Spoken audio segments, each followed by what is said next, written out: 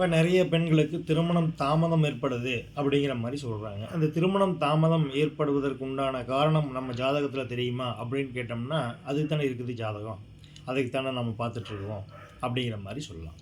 இப்போ பார்த்துட்டிங்கன்னா செவ்வாய்க்கு செவ்வாயுடன் சனி இருக்கக்கூடிய அமைப்பில் இருந்தாங்கனாலும் திருமணம் தாமதமாக ஏற்படக்கூடிய தன்மை இருக்கும். மேலும் பார்த்துக்கிட்டிங்கன்னா அந்த 5, 7, 9ஆம் இடத்துல சனி இருந்தாலும் திருமணம் தாமதமாக ஏற்படக்கூடிய தன்மை ஏற்படும். 5, 7, 9 இந்த இடத்துல சனி பகவான் இருக்கும் பொழுது தாமத திருமணம் ஏற்படக்கூடிய அமைப்பு ஏற்படும். அதனால் ரொம்ப ஒரி பண்ணிக்காதீங்க. கண்டிப்பாக இதுக்கும் விதிவிலக்குகள் நிறைய இருக்குது. இந்த இடத்துல சனி பகவான் தனித்திருந்தால் மட்டும்தான், இந்த செவ்வாயுடன் சனி பகவான் சேர்ந்திருந்தாலும் இந்த பிரச்சனைக்கு கொடுக்கக்கூடிய தன்மை இருந்தாலும், உங்கள் ஜாதகத்தில் பார்க்கும் பொழுது அதில் சில மாற்றங்களும் அதுக்குண்டான அமைப்புகளும் விதிவிலக்குகளும் இருக்கக்கூடிய தன்மை இருக்கும். அதனால் நீங்கள் ஒரி பண்ணிக்க வேண்டாம். கண்டிப்பாக எல்லாத்துக்கும் திருமணமாகும். நன்றி.